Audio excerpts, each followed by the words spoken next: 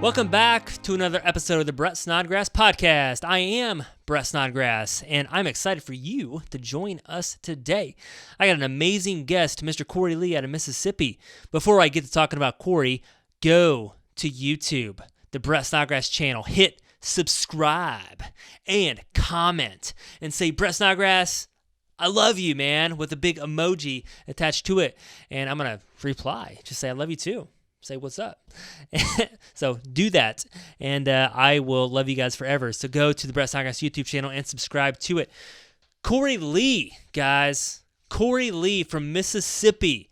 And Cory Lee's entrepreneur, business builder, leader, developer. He's trained and mentored by the renowned leadership expert John Maxwell team. He's an executive director for the John Maxwell team. 2012, Cory and his wife opened up their first business. It was a physical therapy location in a town of 1,100 people. 5 years later, they were billing over $2 million from that one location. They had opened up another location and 4 gyms. And now they've sold everything, and he is training other entrepreneurs and leaders. He's also speaking around the country. He's training employees at companies looking to develop the culture of leadership. If he's not training other employees and leadership teams, he can be found spending time with his family. With his wife, Kimberly, they reside in Mississippi, and they have 3 children, Colton, Kendall, and Brady. And Cory Lee, guys. Hey, Brad, how you doing today, man? Looking forward to getting in here and talking with you. I appreciate the opportunity. Yeah, definitely. Like I said before the show, I don't meet too many people from Mississippi, and it's just an honor. When I think of Mississippi, I always think of the elementary school song, the MISSISSIPPI. Do you sing that still or no? Yeah, I think they still teach kids how to spell that even here. So. That's awesome, man. What's funny, we spent a little bit of time out in Arizona, and people would say the same thing. What's Mississippi like? And I said, green. You know, get back home, and what's Arizona like? Brown. Yeah. So, That's awesome. That's awesome. Yeah, you've described by the colors. So that sounds good. Well, thank you so much for being on the podcast today, man. It's an honor. There's number one, I don't know you that well, but I really look up to you just by how you carry yourself. You're part of the John Maxwell team, which I really, really look up to. I've had a lot of teachings from John Maxwell, and I listen to the podcast, read the books, and do all that. And you've been trained by the John Maxwell team. That's awesome, and want to dive into that. But just why don't you just give a glimpse of who you are? Tell our listening audience, who is Cory Lee? Yeah. So, just super quick is really an entrepreneur. Love business, love helping other leaders grow, helping them grow their businesses. Right now, I do a lot of speaking, coaching, and training, go into businesses, work with their leadership team, work one-on-one with leaders, and do some mastermind groups for men specifically. But my background is actually in the medical field. I'm a physical therapist assistant, and in about a 5-year period of time, my wife and I, we built 2 physical therapy clinics, 4 gyms, had 3 kids, and then sold all the businesses. We kept the kids, and then I transitioned out into doing what we do now, and absolutely love it. Get to talk to people like you, and also get to work with other leaders that are making an impact. That's just awesome. Wow. And that's crazy because that's a short amount of time to do what you just said. Number one, having 3 kids, that's a miracle, and life is chaotic, but to build multiple businesses at the same time up and to sell them at the same time, which is a lot of changes, a lot of transitions. Tell me about that. What was life like for you during that time? I look back now, a lot of it was out of ignorance. I had no idea what I was doing. And I think that's how a lot of entrepreneurs start. You just get going, right? And we never really, we used to, my wife was in college. She's a doctor of physical therapy. So I was already out of school, and I was working, and we would be driving around town and say, wouldn't it be cool? Wouldn't it be cool if we had our own physical therapy clinic? And you know what, wouldn't it be cool if we also had a gym with this physical therapy? And so we just kind of dreamed a little bit. And finally, we opened up this little bitty small physical therapy clinic in a town of 1,100 people. And we started doing boot camp classes and CrossFit classes and running camps, and really just getting plugged into the community. And one night we had 41 people for a boot camp class. And I was like, oh my goodness, we've got to do something. So anyway, we bought some land, built a building, and opened up a couple of gyms. And from there, ended up adding a second location. And for me, just said we had 3 kids in this short period of time, and they're all really young, right? Yeah. And I very much a person of faith, and really was praying about it. And God was telling me, look, you've got things out of order. You got them out of whack. And I don't know if you or anybody else on your call, but sometimes try to negotiate with God and say, I'll put it back. And just give me a minute. No, just give me a couple of years. Just give me a minute. Right. And let me make a few million. That's right. Before I come back to settle down. That's it. That's cool, man. So what was so you had the gyms. It sounded like were you running classes too, and CrossFit, or were you a big CrossFit guy then? And that's huge now. Yeah. So you were running multiple classes and trying to juggle everything. Plus the business is so you're in it, you're on it, you're everywhere. That's right. That's exactly what it was. And, I absolutely loved it, right? I loved everything about it. And what really started me down the track of, it's time to, one, you need to start being a leader and start empowering other people, but really scaling back was our youngest son. I was getting ready to leave at 4:30 in the afternoon to go coach another CrossFit class. So I would go to our first class from 5 to 8, PT clinic 8 to 5, and then 5 to 8:30 at night at the CrossFit gym. And I was leaving, and I was telling our oldest son good night. And he looked up at me and he said, Daddy, you going to your house? And I was like, it really hit me that I was spending way too much time away. And that was really the trigger to start. I've got to start equipping and empowering other people.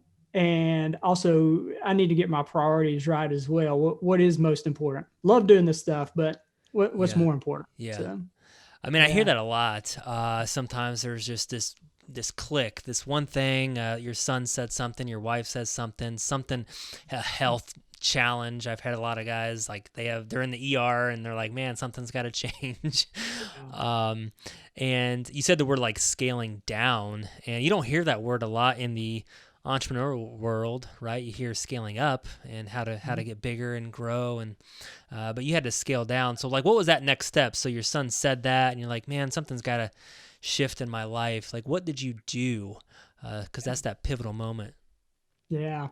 And when I say scaling down, our business actually grew, but I scaled down my time involvement, right? So I started empowering and equipping other people. So instead of me trying to do everything, I started looking for people that I could start to hand things off to. And one of the things we teach in leadership, and I think John talks about this, is the 3 R's. You've probably heard of the 80-20 rule. Spend the top 2% or top 20% of things, give you 80%, all that good stuff. But another one there is the 3 R's, and I have to list out all of my responsibilities. What are the things I do? And each one of those I ask 3 questions. Is this required of me? Am I the only person who can do this? Is it me? I'm the only one that can do this, or can I hand this off, or can I hire this out? And if the answer is yes, this is required of me, I hold on to it. But then it goes to the next question. Does this give me a good return? Does this give me a good return on my time? Meaning, is this in my strength zone? Mm-hmm. We talk about getting outside of our comfort zone, and that's good, but we don't ever want to leave our strength zone. So is this something I'm good at? And then the last question, is it rewarding? Do I actually enjoy it? Right. And if it passes all 3 of those, it's a yes to all 3 of those, then that's something I need to hold on to. If it's a no to all 3 of those, I need to find somebody to empower or hire that out to immediately. If it's got some yeses and some nos, then that may be something I have to consider, but I'm really looking to get rid of those and empower other people. So kind of to answer your question, I started looking for people who could start helping me with some CrossFit classes that could teach and coach and train. So yeah. That's awesome. And you started empowering people, and then eventually you had sold the business. When did that happen? Yeah. So that actually happened probably 5 years. So one of my biggest mistakes was in our PT clinic when I transitioned out of there. What happened was when we transitioned out, the business started to go down. and it's since come back up. But what happened was I was the face. I had developed a bunch of followers, and I hadn't developed any leaders. So I hadn't developed anybody to really step in and take that lead role. And because I did that, it went down for a time, and then it kind of came back up. So I recognized that. And it was about a year or so later that we sold the gyms. So what I did was, we had a guy who was coming to the gym. He was working out, a lot of leadership ability. So he became one of our first coaches. Then I worked with him, and he became our head coach. And then I actually ended up selling the business to him, and he's doing a phenomenal job, awesome job, taking it further than I could take it, and he's all in. So it's been awesome. Wow. Yeah. So you talked about one of the mistakes, and I love talking about mistakes because that's the way people learn and learn lessons from, is, did you say that your biggest mistake was that you were the face and you developed people wanted to follow you? So it's like, if I call up the John Maxwell organization and I'm looking for a coach, and they said, who do you want to coach you? And I was like, well, I want John Maxwell to coach me. Right? And maybe that's an example. So and you said that was a mistake. And do you see a lot of other leaders make that mistake, and you say, don't do that? Talk to us about that. Yeah. So, and why that, and think about that though, right? So I don't know if I shared this, but we built $1 million business in a town of 1,100 people. Yeah. That's crazy. As me not developing any leaders, just think about how much more if I had developed leaders. Yeah. And I do see that because a lot of us, as leaders, as entrepreneurs, we have this desire to be needed. We like to be needed. There's a certain way we like to do things, and we have this I do it best mentality. I know I did. And we get afraid to empower other people. But what I realized whenever I didn't empower people, and I know this on the backside now, when I didn't empower other people, one, it held our business back, but it also held that individual back. By not empowering them, they don't discover their own gifts, talents, and abilities. They may not get in a position to where, you know what, I'm actually pretty good at this, and I like this. And so I was holding the business back, but I was also holding other people back. So leaders who develop leaders, we really have a desire to be succeeded. We want to see other people do good. Yeah. Definitely. So let's dive into that a little bit deeper. So let's say I own my own business, and I have some people on my team, and I run a real estate business. We have about 7 people locally, and then we have some virtual assistants as well that work for our team. And let's say I just want to start. I haven't done a very good job at this, and this is just a make-believe or whatever. I don't know. I think I did okay. But I want to start empowering people. I want to start developing leaders. Like, how do I do that? Like, what's something how do I start, right? Yeah. I think the first part there is you got to start to get to know your people. So if we talk about 5 levels of leadership, the first level is title and position. That means I've got a title and position. People have to follow me because they have to. They follow because they have to. But moving up to a higher level is when I start to develop a relationship with them, and people start to follow because they want to. As you go into actually developing leaders, you're not just spending time with those people, getting to know them. There's an intentionality behind it. I'm starting to invest my time. So I'm getting to know them, but I'm listening to the words behind the words. I'm getting to hear what their dreams are, what they feel like they're good at, where they want to go, what they enjoy doing. Because down the road, when it comes time to equip them, to empower them, to put them in a position, I've kind of got that in the back of my mind. And I'm kind of listening to them to hear where their passions lie. Well, that gives me clues into where I can stretch them as well. Mm-hmm. So there's an intentionality behind getting to know them. And then when those opportunities come, then you can put them in a position to empower them, to equip them, to stretch them. Sometimes maybe kind of push them a little bit. You'll know what areas to push them in. But I think the foundation there is getting to know your people. And to me, the heart of being a leader, is you got to love people. If you don't love people, you need to stop leading them, right? But when you love people, care about your people, you'll start to listen to them. But I want you to listen to the words behind the words too. Yeah, You know? yeah, no, definitely. So you just start to build a relationship with them, getting to know them, getting to know what their goals are, their dreams, and do you ever find out that some people maybe have never been asked some of these questions? Like maybe someone has never been interested in their dreams. Do you ever get Yeah. that? Like, Oh, a lot, yeah, and I'm all into this kind of stuff. So to yeah, me, it's still kind of surprising, but for the most part, you know, people don't even know what's possible, yeah, right? They don't know what's possible until somebody comes alongside of them. I didn't know what was possible initially until I had somebody really stretch me outside of my comfort zone. And I think that's what we as leaders do is we kind of help people see mm-hmm. what is possible. And that's why I'm kind of frustrated with myself with the other business and call that one of our mistakes is holding people back, right? And Mm-hmm. not helping them discover some of that. So Yeah. yeah, I see it a good bit. Yeah, I mean, for me personally, I actually stepped out of the day to day of our business about a year ago, and I was, wasn't the total face of our whole organization, but I was, on the videos and teaching, and I do the podcast, obviously, and I had to kind of die to that. And it's funny because it was more of just kind of an ego thing, and I think that a lot of guys get wrapped into that to like, well, I still have to be the face because it's my ego or something, like, Oh and they have yeah. to die to that. Yeah. So easy to get into that. Yeah. Yeah, definitely. So one of the things that I've really been studying lately is this word humility.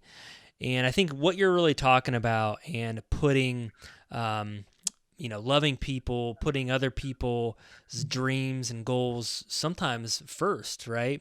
Before your own and putting them first. And one of the questions that, you love to talk about is really how do you walk boldly in your giftedness or your strengths with true humility?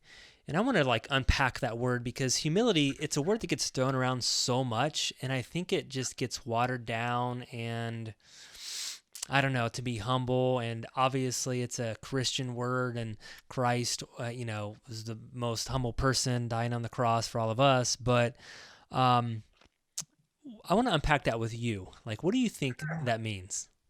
Yeah. So kind of staying in that vein right there, I think one of the things that are killing a lot of people in the church is false humility, and Mm, I think it's killing a lot of probably other people as well. But if you're cool with it, I'll give you my definition of true humility, and then I'd like to just kind of share a super quick story with that because it's been a journey for me, and the journey kind of was when I had a couple of people say, "Man, you're the most humble person I've ever met." I was like, I don't know what that means, and Thank and you. and I say that because I struggled with humility for a long time. But the way I define humility is recognizing your own gifts, talents, and abilities. It's recognizing that I am gifted, I am talented, right? I understand that I'm gifted, but I'm using those gifts and talents to serve other people. Hmm. That it's not about me. Mhm. But what I see a lot of times is we hold those gifts back because we think it's arrogant. And that's not the heart of it. It's I'm using my gifts because I recognize them to serve other people. I And like that. it's taken me a journey on that. So I was born and raised here in North Mississippi. I was raised by my mom and my grandmother, and that's when I was about 3. My dad he left. He took a piece of paper and he taped it to the door of our trailer and said he was leaving to Chicago to live with another woman. And I was raised by my mom and my grandmother, but Mm. um, and I can still hear my grandmother's voice to this day. We had been at her house and she would say, "Boys, get out here." And I'd get up and we'd walk out onto her carport. And Brett, she would have her car jacked up with the driver's side tire laid over. And she'd say, "Pick it up and put it back on." And I'm like 5 trying to lift this tire, I can't even lift it. And she'd have us in her bathroom, hover over the toilet, just trying to unclog this unclogged toilet. There's nothing wrong with the toilet, right? Mhm. But she was living out that old John Wooden quote that said, "When opportunity comes, it's too late to prepare." Mm. And they loved us very much, but it was really in that environment I was programmed to believe certain things, programmed to believe things about you and your listeners, and programmed to believe things about me and myself. And you've probably heard some of the idioms. You got to be in the right place at the right time. Money doesn't grow on trees, all those things. But the one saying that affected me the most in the most negative way was stay humble. And it sounds good. It sounds good if you understand what humility really is, but I didn't understand what humility was. See, I thought humility was thinking other people were better than me and that I was less than. So because of that, I lacked a lot of self-confidence. I decided to go to college to be a physical therapist assistant because I didn't think I was smart enough to be a real physical therapist. I had an invitation to play college baseball, walk on to play college baseball, but because I knew in my heart and in my mind, the catcher that team already had was way better than me, and I didn't deserve to be on the same field as that dude, I did not even show up for my own tryout. And it was all because I had this limiting belief around stay humble. And what really helped me was I heard Adrian Rogers teaching on humility. And he said, humility is a form of rebellion. I was like, wow, that's an interesting take, you know? And he said, you know, we've all got these gifts and these talents. And what we think is once we start to use these gifts and we start to let them shine, then we call that arrogance. And he said, that's not arrogance. That's awareness. And the moment you step in and you don't bring that forward, the moment you step in and you decide to hold back and settle for something less because you're having a sense of humility, then that's rebellion against the gifts that God has freely given you.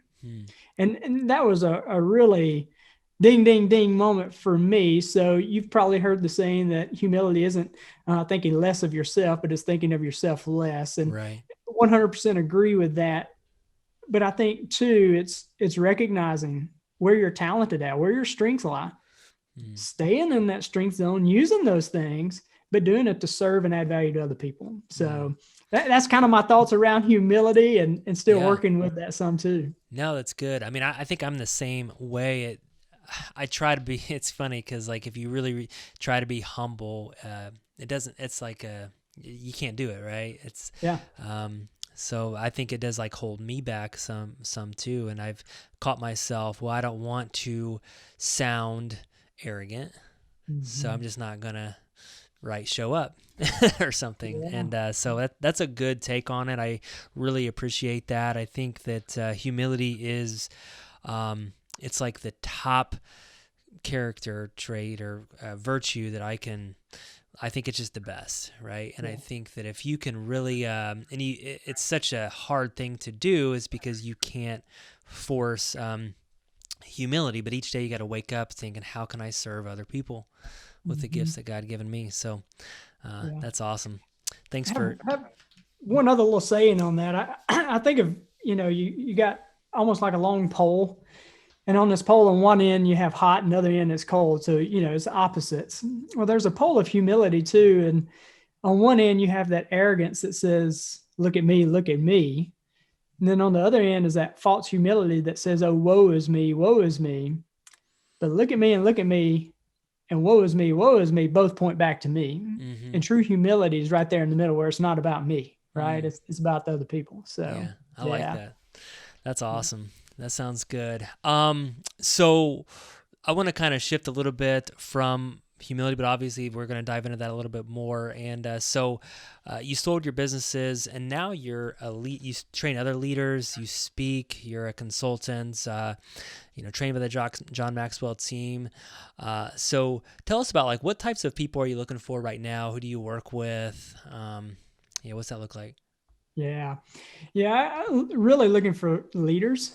So people who are passionate about making an impact, looking for entrepreneurs and guys who maybe have a business or maybe serve a leadership role in those businesses. I don't really like working with people who are complacent and content. I'm looking for people who, no matter at the success level, that want to go to even higher levels of success. And I consider success impact of other people on the lives of other people. So one of the things that we're really doing right now is working with a lot of teams because my true heart is to influence and impact people in a positive way. There's such a need for positive influence right now. And so that's why I love going into teams and working with teams, because I can work with multiple people at a time. And also in these men's mastermind groups that we have going on, I found when we had our business that, I wanted to grow. So I would go to the courses and the seminars and the webinars and read the books, but I didn't have that group of guys that I could go to hold me accountable to what I said I was going to do. They could serve as guardrails as I wanted to grow my business, but not at the expense of other things. And then that I could also bounce ideas off of that actually understood what I was going through. So really, really people who are looking to make an impact, whether in their communities and their businesses or families. So just not complacent people. Yeah, definitely. You mentioned Mastermind a couple times, so it sounds like that's one of the things that you do, and I think maybe that's a key thing that you help form mastermind groups with men. It sounds like you don't mix with men and women. So talk to us about that. Like, why do you think that is so important to the growth of a leader? Yeah. I think it's very vital to be in an environment of growth. And, you think about any kind of seed. If I had an apple seed and I put it in my pocket and carried it around for 10 years, it'll never become what it was designed to become because it's not in the right environment. And for leaders to grow, there's a certain environment that's conducive to growth. And, obviously I do leadership training with women and do stuff within businesses, but there are some things that guys just, I can relate to men. There's some things that men really need to communicate. And if they have a safe space to do that with other guys, that, I think isolation is an enemy, right? It's the enemy. And I want to get guys out of that isolation into a group where they can grow, but a safe space to grow and share some of their struggles, but also people who will celebrate their wins, who want the best for them and not have a competitive against you attitude, but I really want to see you succeed. Right. So they're competitive, but not against you. So, and that's why I feel like it's very important to be in that kind of stuff. Yeah. Do you think that the entrepreneur feels isolated most of the time? I know I did. I mean, I didn't know who to really go to. Again, early on, I just out of ignorance, man, we were just going. I didn't know what we were doing. And if I had somebody I did have a guy from a long way away that I could just bounce ideas off of. But I didn't have that group of guys where I had about 10 other people that could help me think into something. And it's very powerful, but I did feel isolated. I felt like I had to know all the answers. I felt like, it took forever to find some answers. So it is at times very isolating. Yeah. So. Yeah, definitely. I totally agree. I am in a couple of mastermind groups, and I've been in for 5 years now, and it's really helped with the growth personally and professionally. I mean, sometimes it's not all about business. Yeah. At first when I joined my mastermind group, it was about how can I scale up? How can I grow? And then it was almost like how can I get more out of the business? How can I have more freedom so I can spend time with my family? So I guess if you're listening out there, it's not all about growing your business. Maybe you're at a position where you do need to grow and your business, and it does help that. But maybe you're where Cory and I were at. We're like, hey, I have a great business, but I'm working way too much, and I need to get out of it a little bit. So help you there too. That's awesome. Cory, you talk about impact a lot, and one of the things that you've talked about before is whenever you meet someone and you talk about the 5 ways to be world famous or to make an impact on everyone that you meet. So if I were just to meet you or anyone, what are some ways that I can impact you? Yeah. So being world famous, I love that thought. It just kind of flashed into me as we were flying on an airplane one day. But you see influencers and you see world famous this and world famous that, and it feels like you could say it about whatever or whoever. But I started thinking about what would it really be like to truly be world famous, but to be world famous in the eyes of the people that I come in contact with day in and day out, those people that are closest to me, to be loved and respected most by those people. The people that know me, not the people who think they know me, but truly know me. And I started thinking about that and just came up with a few things. And, I just tell you a couple is one is be present, and I can dive into all these, but be present, I think is very vital. It means wherever you're at, be there. If I'm on Brett's podcast, I need to be right here with Brett. I don't need to be thinking about what's next. Right. If I'm having lunch with a friend, it's lunch with that friend, not somebody else. Exceeding expectations, being committed to your own growth and development. The best thing you can do, bring to the marketplace, if you want to add value, is make yourself more valuable, right? Be committed to growth and find your passion. But the one I would say is choose your attitude. And your attitude is your choice. I think we all, on some level, understand that I can't control what somebody may say about me or what they do to me or say to me, but I can control my response and my reaction. And just a super quick story with that. Our oldest son, he came to me one day and he was mad, man. He was mad. He was crying, man. I don't know if you've ever seen people when they get so mad that little bottom lip quivers, He was just a quiver. And I asked him, I said, Colton, what's wrong, man? And he said, Brady just made me so mad. And Brady's his little brother, and got to talking to him. Brady had said something that made him mad. And I said, Colton, if somebody else can make you mad, if somebody else can make you sad, and if somebody else can make you glad, then you've been had. If somebody else can make you sad, mad, or glad, you've been had, because what you've done is you've given somebody else control over your emotions. The one thing you have control over, you handed that over to somebody else, and you're far too valuable to be giving that to somebody else. So for us as leaders, if we're going to impact people, it's staying under control of our emotions, and sadness, madness, and gladness, all that. Those are emotions to be used, right? But we choose that, and it's not dictated by somebody else. Yeah. We stay in control of that. So I like just a couple of thoughts there. No, I like that. My team, I have a 14-year-old daughter. So if I could think of the one person in my life that I have to control my emotions with, it's her. Sometimes I got to bite my lip. But, we haven't got to the teenage years yet. So, That's fun.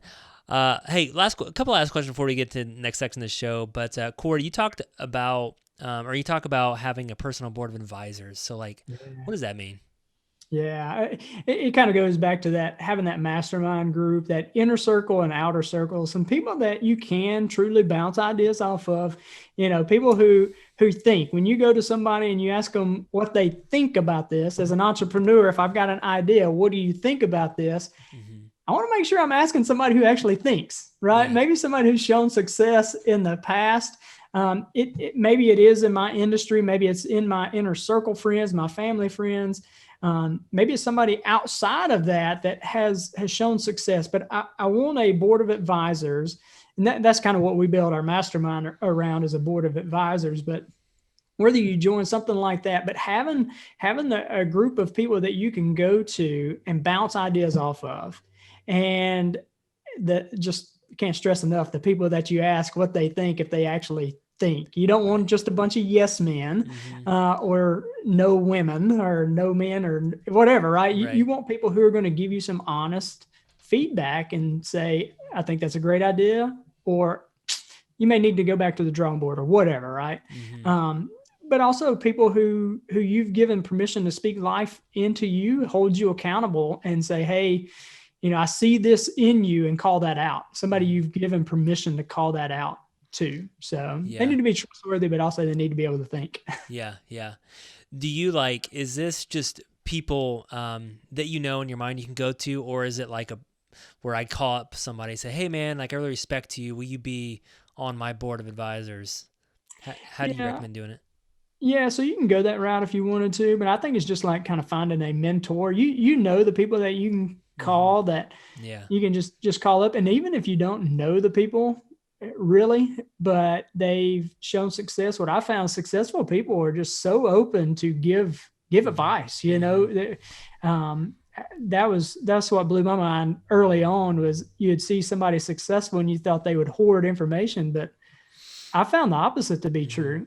They love people that want to grow, and for the most part, they'll give advice. So I don't know if you have to formally do anything, but in your mind, know the people that you could go to, that you could trust with your information too. Yeah.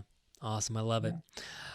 You also talk about business growth without the expense of your faith, your family, and your fitness. And so I look at those three things, and I see myself, even and other entrepreneurs, we sacrifice so much to have a successful business. Sometimes it is our faith because we're afraid, I guess, of talking about that. A lot of times it is our family and our fitness or our health, right? I've even a couple years ago had just sacrificed, I think, my health, and I didn't realize it until I was like, oh my gosh, I'm so unhealthy, But what do you think about that? Because I know you have gone through that journey as well, I think, at times. Yeah. I told you the story about the gym and the PT clinic. Yeah, I was coaching other people. Yeah.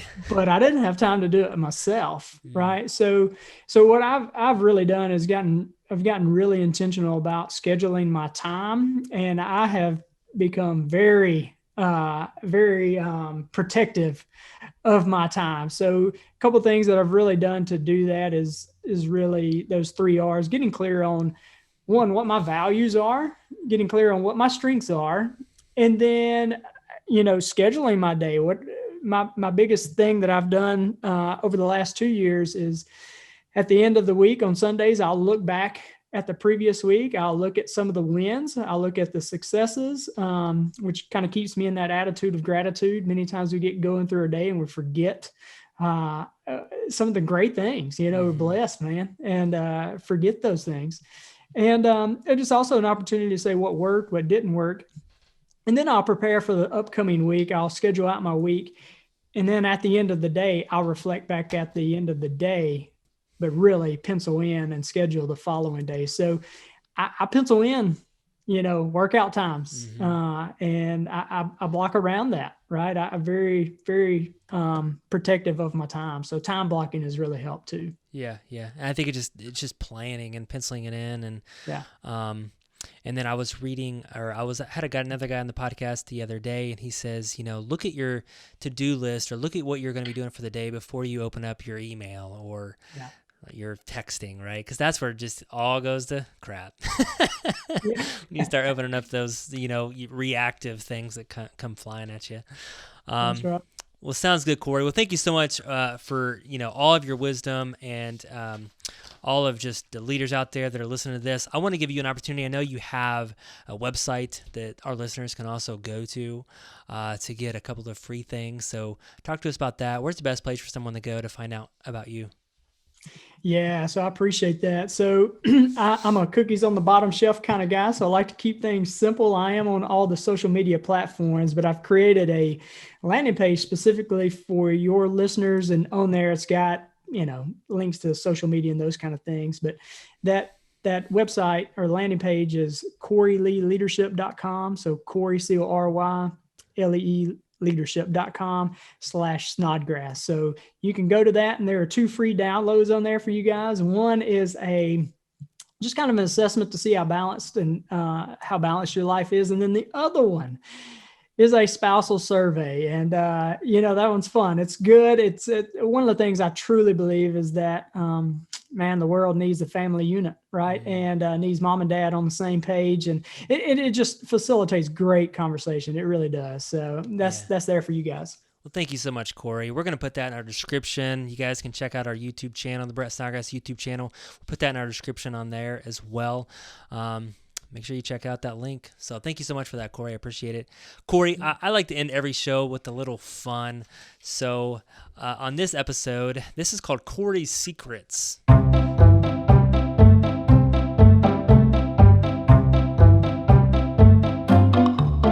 Secrets, and I got 6 questions for you, and it all has to do with Cory's secrets. So keep these answers 60 seconds or less, and here we go. So number 1, Cory, what is your secret happy place? My secret happy place, I've actually got 2. One is early in the morning, right before everybody gets up. I love to get up about 4:30. I'll come upstairs, And for me, again, I just crack open my Bible, I sit there and pray, maybe do some working out, stretching, those kind of things. But that, and then whenever I go for a run, it's a great time to kind of zone out mentally. Man, I get all kind of ideas when I run. So I love that too. I do too. It's funny because I'll go for a run and my little notepad on my phone, if I'm carrying my phone or whatever, it'll have like 5-6 ideas after I'm done. Yeah, man. There we go. All right, number 2. What is the secret of your business success? I think for us, we were in the service business. I think it was making each and every single person feel comfortable, but also, I don't want to sound weird, but special, right? Like nobody's knocking on the doors to come into a physical therapy clinic, but we wanted to create an atmosphere to where people actually wanted to be there. So for that, and then for what I do now, I think is expecting the best out of people. When you expect the best out of people, they'll usually come up to your level of expectation. So awesome, love it. What's the secret of a happy marriage? That's a great question. I think it comes back to communication, being on the same page. But I heard actually John Maxwell said this one time. Somebody asked him, what's the key to a relationship, a friendship? Do I give 50% or do I give 51 or 49? Do I give 50? They give 50. And he said, no, it's 100. You give 100 and I give 100, right? We both bring 100%. And I love that. I think that's what a marriage does too. It's a partnership. I bring 100 and my wife brings 100, right? I'm not expecting her to bring less or more. And I'm bringing all that I can too. So. Wow. That's an amazing marriage right there. If you can do that. Both bring 100. I like that. What's the secret to having a 6-pack abs? I don't know. What do you think? I don't know. I never had one. It comes back to nutrition. It's got to come back. I mean, you can work out 5 days a week and you can ruin it with what you put in your mouth. So being diligent about what you put in your mouth is going to be the key to it. So.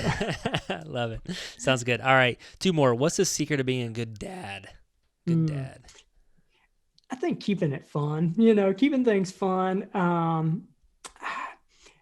not exacerbating them. Like sometimes it's very easy to get frustrated. It's very easy when they're trying to tell you a story and you've heard it 30 times and you're busy and you got 1,000 things to do, is just stop and look them in the eye, give them some attention. And I think that, and then one of the things that's been awesome for me, I've really enjoyed doing, is we've got 3 kids. I've taken each one of them on just a me and them trip, just a one-on-one trip, and been trying to do that once a year. And I think those are some great things. So spending time, I think, is the biggest thing, being present, being physically present with them.